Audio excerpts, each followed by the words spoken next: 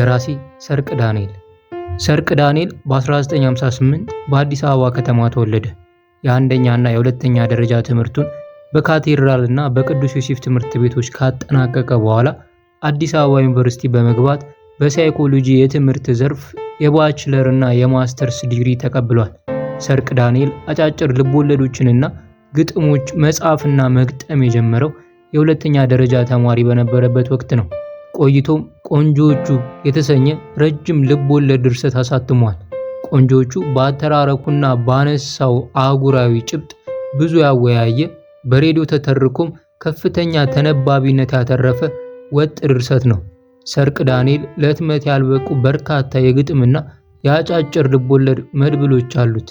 ከአጫጭር ልቦለዶቹ መካከል ብርቅዬና ፍርሃት የተሰኙት ለዚህ መድብል ተመርጠው ቀርበዋል።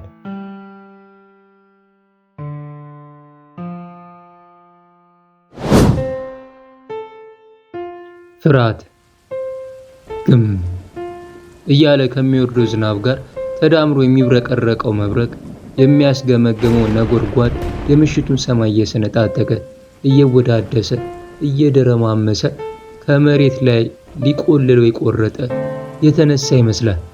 ምሽቱ ባይገፋም አለቅጥ የሚደበላለቀው ሰማይ ዙሪያውን ጨለማ አከናንቦታል። ድጋሜ ሰማዩ ከጥግ እስከ ጥግ አፉን ከፈተ። ስፌቱ ለቀቀ፣ ተተረተረ። እሱ አስደንግጦ እሱ ደነገጠ፣ ጮኸ።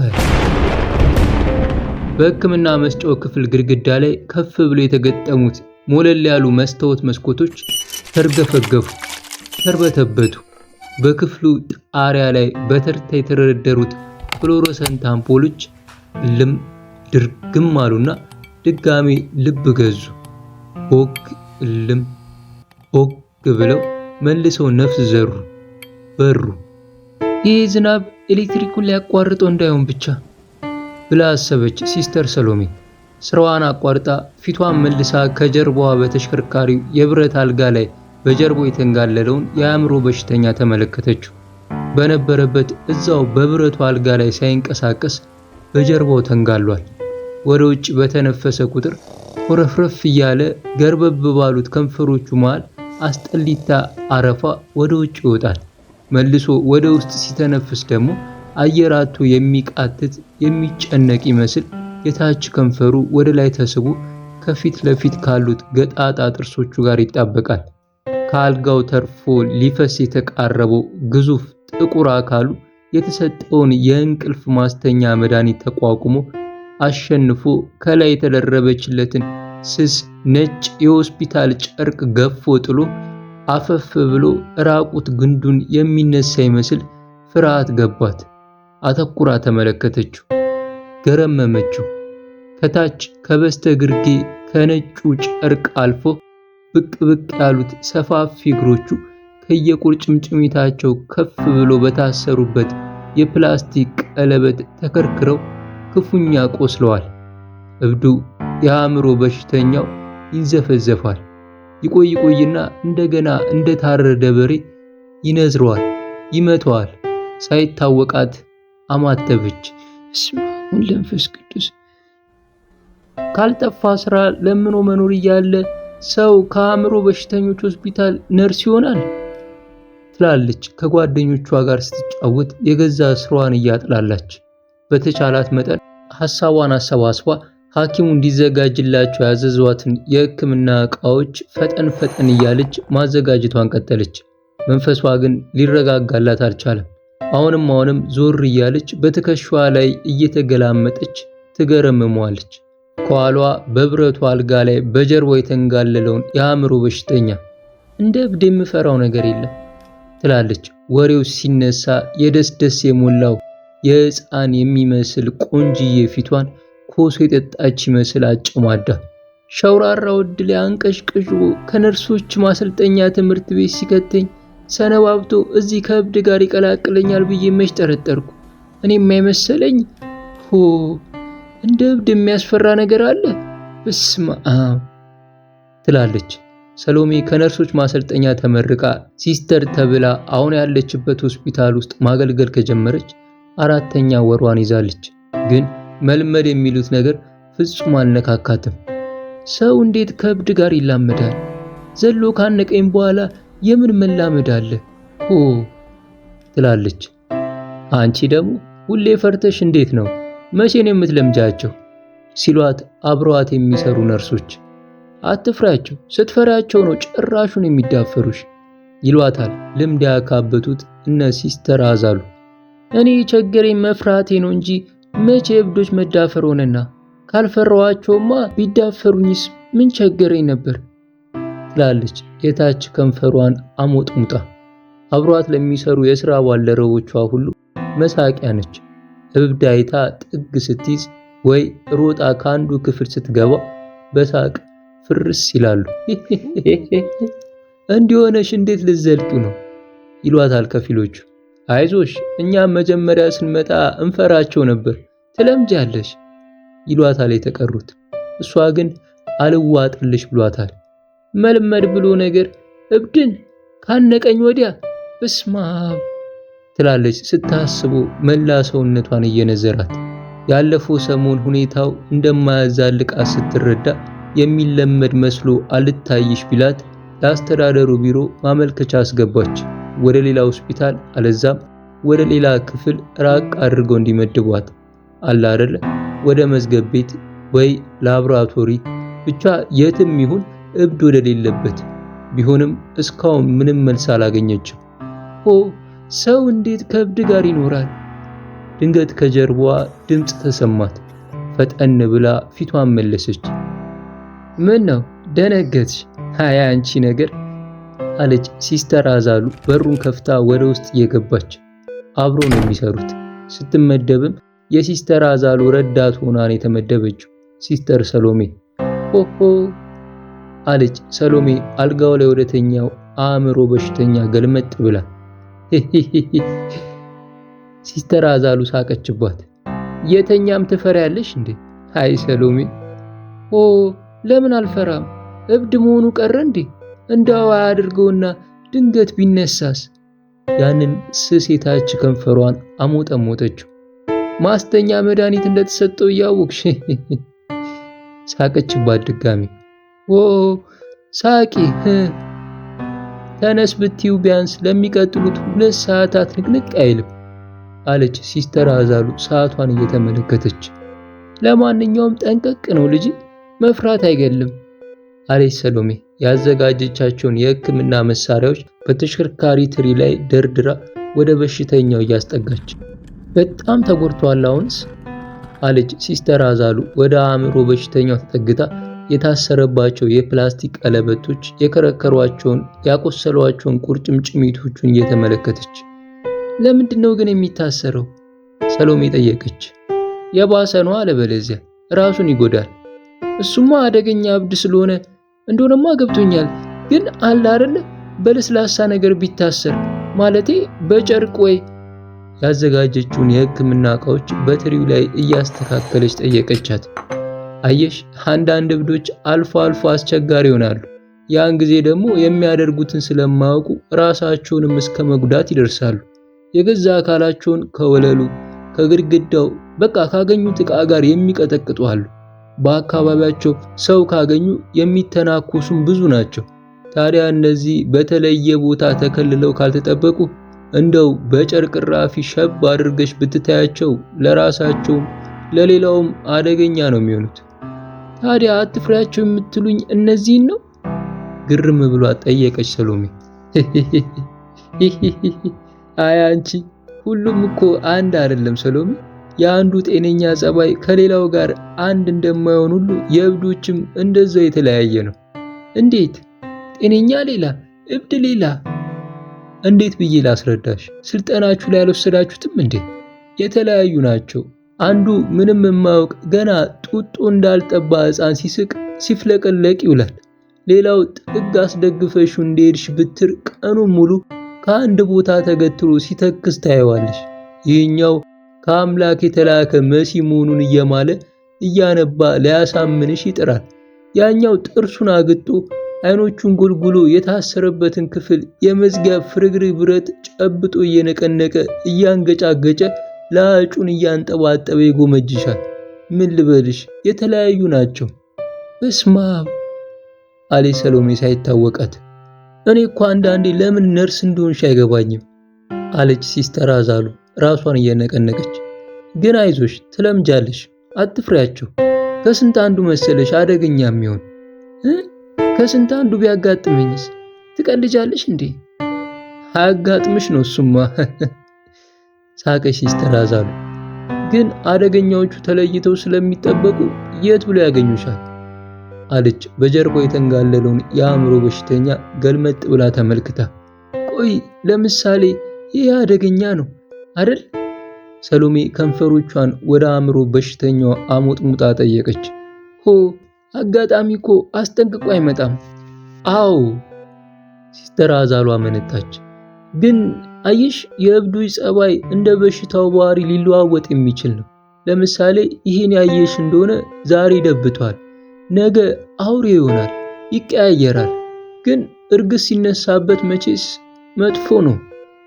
ለዚህም ነው የታሰረው አይደል? በቃ ፊቷ ቅጭም አለ ሰሎሜ።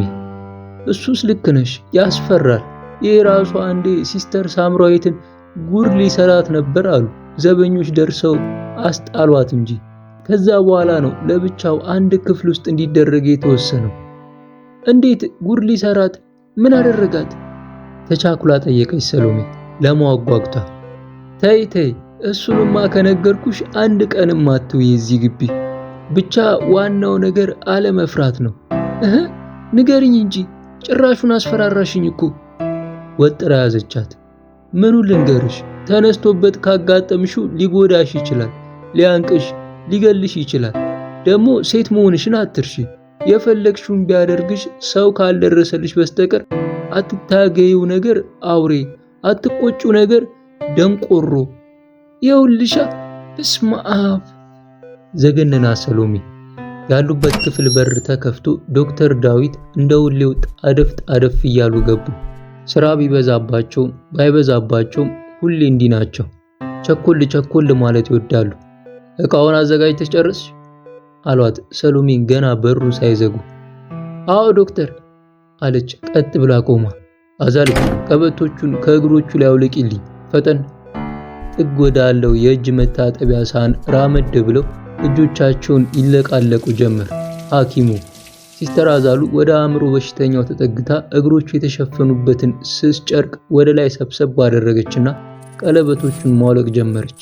ወዲያው ሐኪሙ የእጅ ጓንታቸውን አጥልቀው ወደ በሽተኛው ተጠጉ። በእርጋታ አጠኗቸው። የበሽተኛውን የቆሰሉ ዙሪያቸውን የተከረከሩ ቁርጭምጭሚቶች። በጣም ጎድተውታል እነዚህ ቀለበቶች አሉ ሐኪሙ በለውሳስ ለራሳቸው እንደሚያወሩ አይነት። በመቀስ ጫፍ የተቆነጠሩትን ጥጥ ማጠቢያው መድኃኒት ውስጥ እየነከሩ ቁስሉን በጥንቃቄ መጥረግ ያዙ። ሁለቱ ነርሶች ሐኪሙ የሚፈልጉትን ዕቃ በተራ እያቀበሏቸው የተጠቀሙበትን እየሰበሰቡ ቆሙ። ድንገት በሽተኛው በእንቅልፍ ልቡ እንደሚቃዥ ሰው ተወራጨ። ስንት ፍሬ ነው የተሰጠው? አሉ ሐኪሙ ካቀረቀሩበት ቀና ሳይሉ አይኖቻቸውን ብቻ አቅንተው ሲስተር አዛሉን በግንባራቸው እየተመለከቱ። አራት ነው የታዘዘለት አለች ሲስተር አዛሉ። ሐኪሙ እንዳቀረቀሩ ስራቸውን ቀጠሉ። ሆኖም አንድ የከነከናቸው ነገር እንዳለ ሰሎሜ ጠረጠረች። ነገሩ ሁሉ አላምሮሽ አላት። በሽተኛው በእንቅልፍ የተደበተ ቢሆንም እረፍት የለሽ ሆነባት። ክፉ ታሰባት። ሆ ፈጣሪ። ሐኪሙ የበሽተኛውን እግሮች አክመው መድኃኒት ቀብተው እንደጨረሱ ሲስተር አዛሉ እሰሪለት አሉና ወደ እጅ መታጠቢያው ሳህን አመሩ። ሲስተር አዛሉ የበሽተኛውን እግሮች በጥጥና በፋሻ አስራ እንደጨረሰች ወደ ክፍሉ ይመለስ ዶክተር አለች አይኖቿን በሐኪሙ ጀርባ ላይ ሰክታ። ከምግብ ጋር የሚሰጠውን መድኃኒት ጽፌ ጠረጴዛሽ ላይ አድርጌዋለሁ እንዳይረሳ። ሐኪሙ የክፍሉን በር ከፍተው ወጡ። ሁለቱ ነርሶች በሽተኛው የተኛበትን ተሽከርካሪ አልጋ እየገፉ ሁለተኛ ፎቅ ላይ ከሚገኘው ሕክምና መስጫ ክፍል ወጡና በረጅሙ መተላለፊያ አልፈው ምድር ቤት ወደሚያወርዳቸው አሳንሰር አመሩ። ድንገት ኃይለኛ መብረቅ ጣለ። በመተላለፊያው ጣሪያ ላይ በተርታ የተሰለፉት ፍሎረሰንት መብራቶች እርግም ብልጭ አሉ። የዛሬው ዝናብ ደግሞ ሌላ ነው አለች ሲስተር አዛሉ በሽተኛው የተኛበትን ተሽከርካሪ አልጋ ከፊት ለፊት እየሳበች። ጄኔሬተር እንዴት አያዘጋጁም? ግን በሽተኛ ይዞ በኤሌክትሪክ ብቻ መተማመን እኮ አለች ሰሎሜ። መብራት ቢጠፋ ህመምተኞችን መጠበቅ ምን ያህል አስቸጋሪ እንደሆነ ታይቷት። ጄኔሬተርማ አለ፣ ግን ያለፈው ሰሞን ተበላሸ ሲሉ የሰማው መሰለኝ፣ የተሰራ አይመስለኝም አለች ሲስተር አዛሉ። አልጋው ላይ ዥዋ ብሎ የተንጋለለው በሽተኛ ሲነቃነቅ ያየች መሰላት ሰሎሜ። አንቺ አለች ደንገጥ ብላ። አረ ይሄ ሰው ይነቃነቃል? አበደ እንጂ አልሞተ። ቢነቃነቅ ምን ይገርማል? ለአንቺ ሲባል እብድ ሁሉ በድን መሆን አለበት ማለት ነው አለች ሲስተር አዛሉ እያሾፈች። ደሞ ለምን ልብስ አይሰጠውም? የህመምተኞች ልብስ ሰሎሜ ጠየቀች። በሽተኛው ራቁቱን መሆኑ ከቅድም ጀምሮ ሲከነክናት የቆየ ጥያቄ ነው። መች ላዩ ላይ ያሰነብተዋል? ወዲያው ነው ቀዳዶ በጫጭቆ የሚጥለው አለች ሲስተር አዛሉ ተሽከርካሪ አልጋውን ወደ አሳንሰሩ በር እያስጠጋች። ሲስተር አዛሉ የአሳንሰሩን መጥሪያ ተጭና በሩ እስኪከፈት መጠባበቅ ያዙ። ወዲያው በሩ ተከፈተና የበሽተኛውን አልጋ እየገፉ ወደ ውስጥ ገቡ። ከውስጥ ሰው አልነበረም። ሲስተር አዛሉ ድንገት መለስ ብላ ወይ ሰሎምዬ፣ መድኃኒት የታዘዘበትን ወረቀት ረሳሁት፣ እታች ጠብቂኝ መጣሁ አለችና ከአሳንሰሩ ክፍል ወጥታ ወረቀቱን ለማምጣት ሮጠች። የአሳንሰሩ በር ተዘጋ። ጠባቧን ክፍል የሞላት ደብዛዛ ብርሃን ቅፍፍ አላት። ሰሎሜ ቶሎ አለችና ምድር ቤት 0 የሚለውን ቁጥር ተጫነች። አሳንሰሩ ፈልሰስ እያደረገ ከዛ ከፈራችው እብድ ጋር ይዟት ቁልቁል ወረደ ወደ ምድር ቤት። ብዙም አልሄዱ። ድንገት ያሉበት የአሳንሰር ክፍል ተንገጫገጨ። ገምግጭ አለችና ቆመች። በአንድ አፍታ በክፍሏ ውስጥ የነበረው ደብዛዛ ብርሃን ውድም አለ። ኤሌክትሪክ። ሰውነቷ ቀዘቀዘ። አፏ ደምደም አላት። በጨለማ ውስጥ ገልመጥመጥ ብላ ዙሪያውን ለመመልከት ሞከረች። ነገር ግን በአካባቢው ጭላንጭል እንኳን አልነበረ። ሳታውቀው ሳታስበው ጥቅጥቅ ያለ ጨለማ ዋጣት። ወደ መዝጊያው ተጠግታ ለማዳመጥ አሰበች። ወደፊት ተራመደች። እጆቿን አስቀድማ ተጋጨች። ከእብዱ እግር ጋር ተጋጨች። እብዱ አቃሰተ። ለጥቂት ደቂቃዎች ባለችበት ደርቃ ቀረች። እንደገና ራሷን አረጋግታ ቀስ ብላ ጥግ ጥጉን እየታከከች ወደ በሩ ተጠጋች። ጆሮቿን መዝጊያው ላይ ለጥፋ ለማዳመጥ ሞከረች። ተጠባበቀች። ነገር ግን ምንም ድምፅ ልሰማ አልቻለች። አሳንሰሩ በሁለት ደርቦች መካከል ታስሮ እንደቆመ ተረዳች። ድንገት ሰውነቷን ነዘራት። ፍርሃት ደበደበችው። በሩ አቀለጠችው። ጡጫ ጨብጣ ደለቀችው። ግን እሷ ራሷ ከምትፈጥረው ድምፅ ሌላ ምንም መልስ አላገኘችም። ፊቷን መልሳ የአእምሮ በሽተኛው በተኛበት አቅጣጫ አይኖቿን አፈጠጠች። ጨለማ፣ ጨካኝ ጨለማ፣ ምንም አይታይም።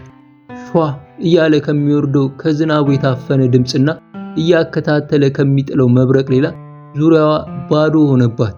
ሳታስበው አይኖቿ በእንባ ተሞሉ። ፈጣሪ! ድንገት ከጀርባዋ በአልጋው ላይ የተኛው የአእምሮ በሽተኛ ሲያኩተመትም የሰማች መሰላት። ፊቷን መልሳ በተኛበት አቅጣጫ በደፈናው አይኖቿን አፈጠጠች። ደገመ። ትክክል ነች። ሰምተዋለች። ደገመ።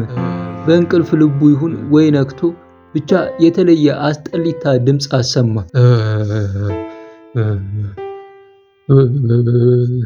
ልቧ ከጥቶቿ ስር ተፈራገጠችባት። ወደ ኋላ ፍግፍጋ ጀርባዋን በስተቀኝ ካለው ግድግዳ ጋር አጣበቀችና ድምጿን አጠፋች። ጠበቀች፣ ተጠባበቀች። የአሳንሰሩ ክፍል ድቅድቅ ጨለማ ስለዋጣት የአእምሮ በሽተኛው ይነሳ ማረጋገጥ አልቻለችም። መዳፏን በአፏና በአፍንጫዋ ላይ ጭና በተቻላት አይኖቿን ቡርቅቅ አድርጋ ከፍታ ተጠባበቀች። የአእምሮ በሽተኛው አስፈሪ ድምፅ ግን ተመልሶ አልመጣም። ሲስተር አዛሉ ያለቻት ትዝ አላት። ተነስ ብትይውም ለሚቀጥሉት 2 ሰዓት ንቅንቅ አይልም። ሰዓቷን ወደ አይኖቿ አስጠግታ ለመመልከት ሞከረች። ነገር ግን ድቅድቁ ጨለማ ያለ ርኅራኄ ጋረዳት። ለመገመት ሞከረች። ግማሽ ሰዓት ይበልጣል እንደዛ ካለችኝ፣ ቢያንስ 1 ሰዓት አለኝ ማለት ነው። ከዛ በፊት ኤሌክትሪኩ መምጣት አለበት። የግድ መመለስ አለበት። ባይመጣስ? ፈጣሪ! ሰውነቷ ክፉኛ ይንቀጠቀጥባት ጀመር። ደቂቃዎች አለፉ። በአልጋው ላይ የተንጋለለው እብድ ድምፅ ግን ጠፋ። ባይነሳ ነው እንጂ ቢነሳ እስካሁን ብላ አሰበች። እርዳታ መጣራት እንዳለባት ተረዳች። በጠባቧ ክፍል ጣሪያ ላይ የአየር ማስገቢያ ተብላ ወደ ተሰራችው ቀዝቀዝ ያለ አየር ወደምታስገባው ክፍተት ፊቷን አቅንታ የሞት ሞቷን ድምጿን አስረዝማ እሪ አለች። የገዛ ድምጿ ተመልሶ እሷን አስደነገጣት። ከጣሪያው ጋር ተጋጭቶ የተመለሰው የገዛ ራሷ ዋይታ ከወለሉና ከግድግዳው ጋር ሲላተም ጠባቧ የአሳንሰር ክፍል ተናጋች። ዋይ እርዱኝ! ይሰማችኋል? እርዱኝ! ድጋሚ ለእርዳታ ለመጣራት ፈራች። ስትጮህ ስትጣራ እሪ ስትል አጠገቧ በብረት አልጋ ላይ የተንጋለለውን እብድ የምትጠራው የምታነቃቃው የምትቀሰቅሰው መሰላት። ዝም አለች።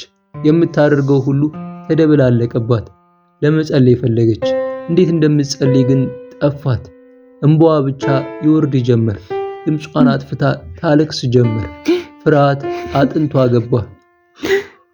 የነበሯት ሁለት ምርጫዎች አስፈሯት። ጮሆ እርዳታ መጣራትና ምናልባትም አጠገቧ አልጋ ላይ የተጋደመውን የአእምሮ በሽተኛ መቀስቀስ ወይም ድምጿን አጥፍታ ኤሌክትሪኩ እስኪመጣ መጠባበቅ። ሁለተኛውን መረጠች። ቀዝቃዛውን የብረት ግድግዳ ተደግፋ ኤሌክትሪኩ ሳይዘገይ በቶሎ እንዲመጣ በተስፋ ትጠባበቅ ጀመር። በቆመችበት ጊዜውን ለማስላት ሞከረች። እያንዳንዷ ደቂቃ ባለፈች ቁጥር በአእምሮ በሽተኛው አካል ውስጥ ያለው የማስተኛ መድኃኒት እየሳሳ እየደከመ እየሞተ እንደሚሄድ ስታስብ እብዱ የአእምሮ በሽተኛው እየነቃ እየተነቃቃ እንደሚሄድ ስታስብ ጉልበቶቿ ይንቀጠቀጡባት ጀመር። መላ አካላቷ በላብ ተዘፈቀ።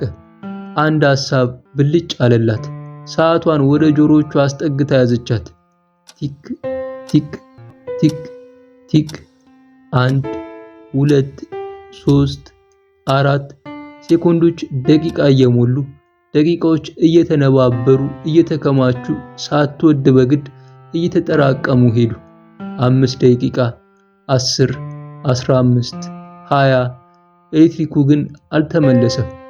ቲክ ቲክ ቲክ ቲክ 30 35 40 እንባዋ በጉንጮቿ ላይ ይጎደጎድ ጀመር። ወገቧ ከወረቀት እንደተሰራ ሁሉ ተልፈሰፈሰባት። ድንገት ድምፅ ተሰማት። አለ እብዷ አቃሰተ። ቅድም በአልጋው ላይ ተንጋሎ ያየችው ግዙፍ ጥቁር አካሉ ራቁት አካሉ መጥቶ ፊቷ ላይ ድቅና አለባት። ትንፋሿን ውጣ ባለችበት ደርቃ ቆመች። አየር መሳቧን እንኳን አቆመች። ደገመ። የበላውን እንደሚያጣጥም ሰው አፉን ሲያላውስ ተሰማት። የጨርቅ ሿሿታ ተከተለ። በተቻላት በጨለማው ውስጥ ገላዋን ወደ ኋላ ገፍታ ከብረት ግድግዳው ጋር አጣበቀችው። ጮኸ። እብዱ ተነሳ። ጮኸ። አቃሰተ። እብዱ የተኛበት አልጋ ተንቋቋ፣ ተንሳጠጠ።